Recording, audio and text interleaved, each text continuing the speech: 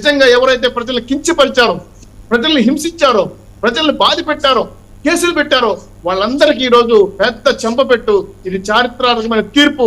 రాష్ట్రంలో రాబోయే రోజుల్లో ఈ రాష్ట్ర ప్రభుత్వానికి పట్టిన దరిద్రం, అదేవిధంగా రాష్ట్రం పట్టిన చెడు ప్రవర్తనలు ఏదైతే కుటుంబం హామీ ఇచ్చిందో దాన్ని కట్టుబడి ఈ రాష్ట్రాన్ని సన్ రైజ్ ఆంధ్రప్రదేశ్ ముందుకెళ్తాం. డబుల్ ఇంజిన్ సర్కార్ ముందుకెళ్తాం. శ్రీనివాస్ చౌదరి గారు, కడపలో పరిస్థితి ఎలా ఉంది? కడప పార్లమెంట్ పరిధిలో పరిస్థితి ఎలా ఉంది సార్? కడపలో పూర్తి స్థాయిలో నాకు తెలిసినంత వరకు ఇద్దరు చెల్లెళ్ళు ఓట్లు విధించిన తర్వాత జగన్మోహన్ రెడ్డి గారికి మెజారిటీ పడిపోతా ఉంది. అవినాష్ రెడ్డి గారు ఓడిపోతున్నారనే సమాచారం వస్తాం సార్. ఇంకొన్ని గంటలు తేలిపోతే ఆ విషయం కూడా. ఎందుకంటే కుటుంబ సభ్యులు రాష్ట్ర ప్రజలు హింసించారు, మేము చూసాం. తల్లిని చెల్లిని బయట పంపించేశాడు. సొంత చిన్నాన్ని చంపితే పట్టుకోలేకపోయాడు. కడప ప్రజలు కదా సార్, ఓన్గా వివేకానంద సంబంధాలు ఉంటాయి కదా సార్, ఆలోచిస్తారు కదా సార్. ఇద్దరు చెల్లెలు జోలు పట్టుకొని అడుగుతుంటే న్యాయం చేయమని చెప్పి మా చిన్నాన్ని చంపింది ఎవరో కనుక్కోండి అంటే ఒక ముఖ్యమంత్రి స్థాయిలో ఉన్న వ్యక్తి మీరు చెల్లెళ్ళకి న్యాయం చేయలేదే, అది రాష్ట్ర ప్రజలు కాదు సార్, కడప ప్రజలు ఈ రోజు అడుగుతున్న ప్రశ్న. అలాగే సిబిఐ అధికారులు తరిమేసిన విషయం, అక్కడ అవినాష్ రెడ్డికి కాపాడు కోసం చేసిన కోటరీ, కర్నూలు హాస్పిటల్ జరిగిన దందాలు, అలాగే కడపలో అన్నమయ్య ప్రాజెక్టు కూలిపోయి సార్, మీరు చాలా ఘోరమైన విషయం సార్, మీకు తెలియదు. సంవత్సరానికి 3 పంటలు పడతాయి సార్ కడపలో, చీని, నిమ్మ, వెజిటేబుల్స్ సార్. ఆ అన్నమయ్య ప్రాజెక్టు వల్ల అది కూలిపోయి సార్. కూలిపోయి 3-4 ఏళ్ళు అవుతుంటే ఆ ఇసుక నమ్ముకొని 1,000 కోట్లు రూపాయించుకున్నారు. కానీ తట్టమట్టి కూడా అన్నమయ్య ప్రాజెక్టుకి వెళ్ళేది సార్. మొన్నటి వరకు బస్ స్టాండ్ లేదు సార్.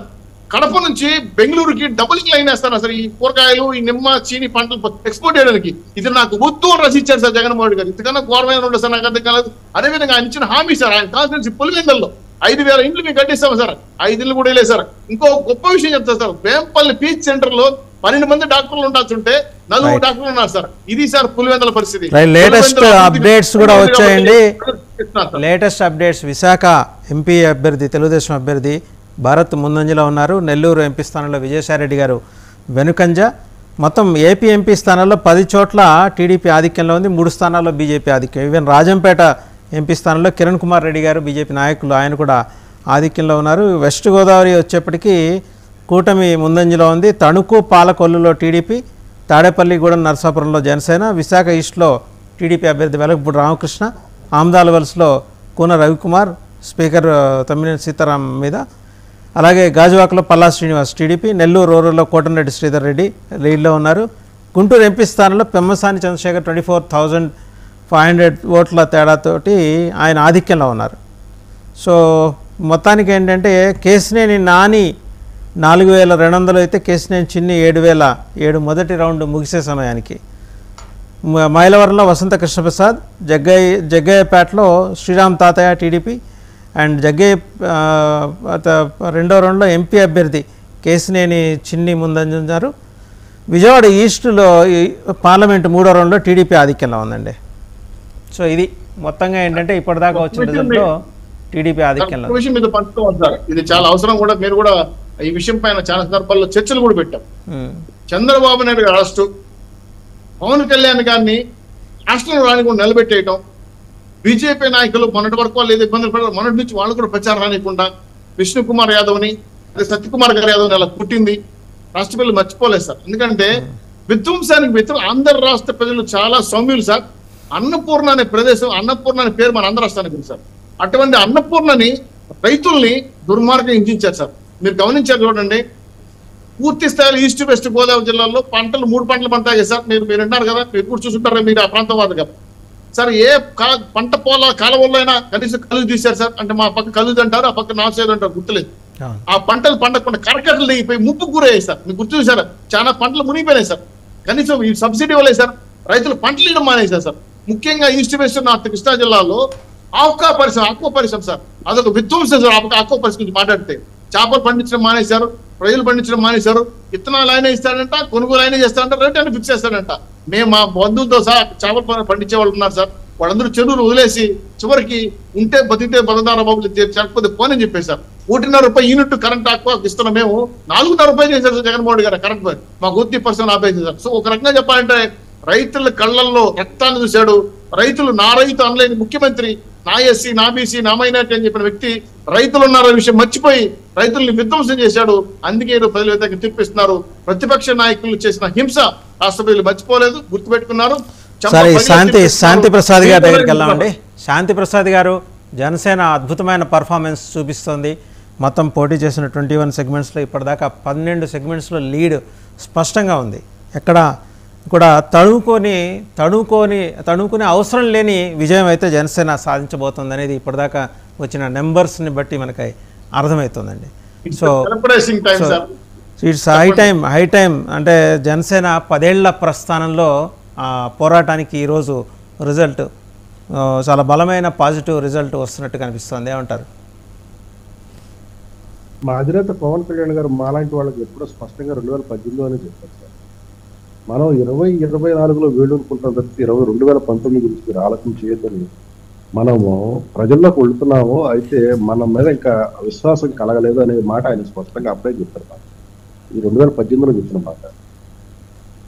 ఆయన వేసుకున్న ప్రణాళికలు ఎంత పక్కాగా ఉన్నాయో ఈ రోజు 2024 ఎన్నికల్లో రాష్ట్ర ప్రజలు చూస్తున్నారు.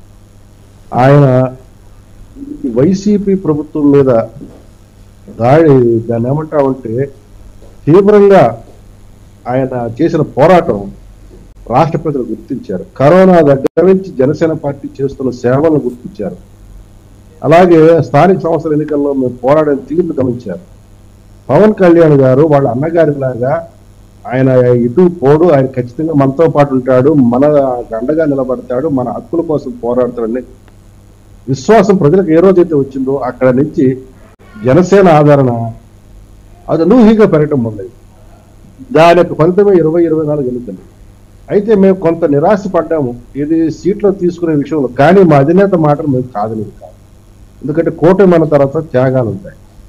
త్యాగాల్లో మరి మేము ఎక్కువ త్యాగాలు చేసి ఉండొచ్చు. కానీ మా అధినేత తీసుకున్న సంకల్పం వైసీపీని బంగాళాఖాతంలో కలిపేస్తాను, వామనుడిలాగా తొక్కేస్తాను అని ఆయన చేసిన శపథాలని మేము నిర్వాచించడం మా గురుగారు జనసేన. ఆయన ఏ మాట అయితే చెప్పాడో ఆ మాటకి కట్టుబడ్డాం.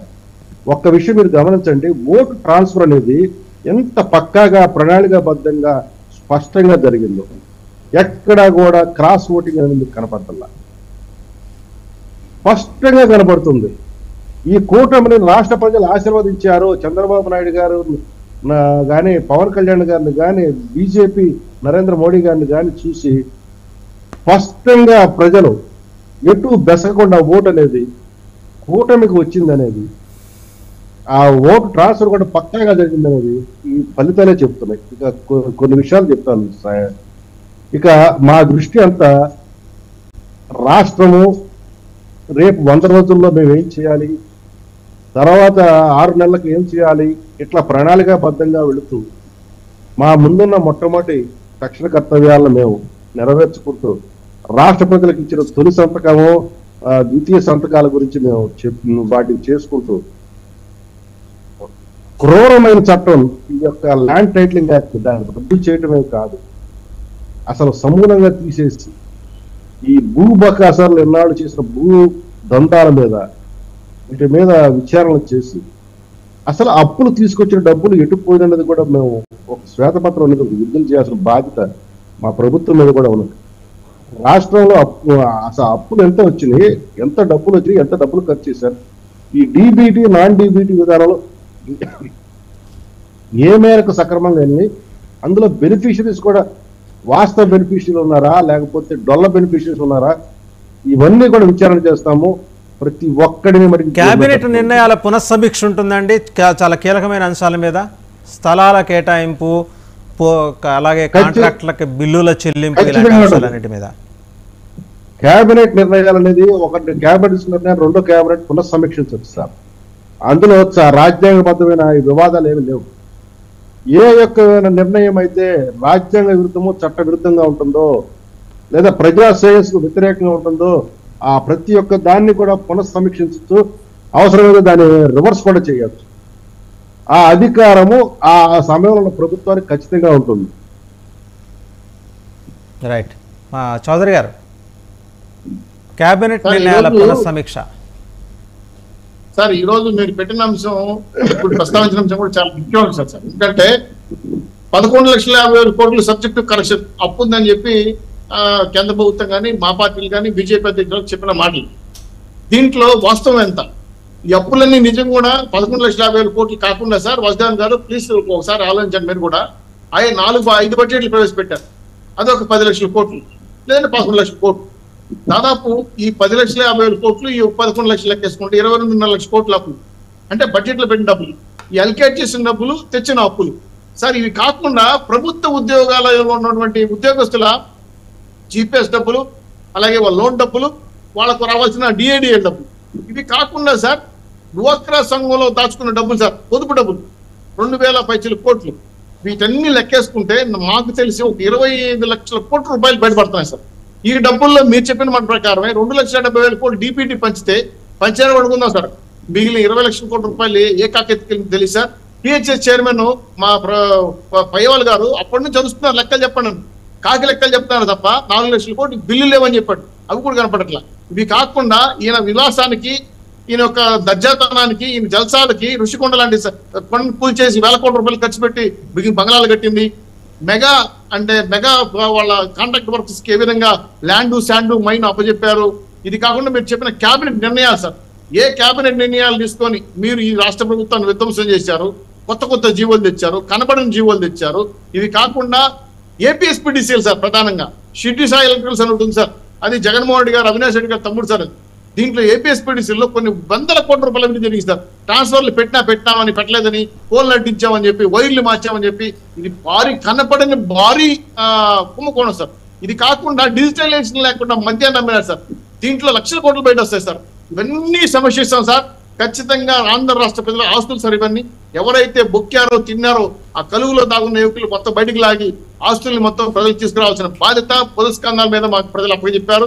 ఈ తీర్పు మేము ఏదో మా ఆనందం కోసం కదా సార్, రాష్ట్ర ప్రజల ఆస్తులను కాపాడమని చెప్పించిన తీర్పు, రాష్ట్ర ప్రజల్ని, ఆ ప్రజల ప్రజాస్వామ్య హక్కుల్ని కాపాడమని చెప్పించిన తీర్పు. మా మీద చాలా గురుతరమైన బాధ్యత పెట్టారు. పవన్ కళ్యాణ్ గారు ఏదైతే ప్రభుత్వ వ్యతిరేకం చేస్తారని చెప్పి సమాధానం కట్టుబడ్డాడో, ఈ రోజు ఇచ్చిన తీర్పుకి మేము 3 పార్టీల మీద కట్టుబడకపోతే మాకు మళ్ళా ఏదైతే ఆ రోజు కృష్ణదేవరాయ గారిని అపాజీ కొట్టారో పెళ్లిని అధికారులు కూర్చోబెట్టి, మళ్ళా రాష్ట్ర ప్రజలు అది గుర్తు చేస్తారు సార్. మేము గుర్తెరిగి బాధ్యత తిరిగి మెరగాల్సి వస్తుంది. మీరు చెప్పిన అంశాలను సమీక్షిస్తాం. రాష్ట్ర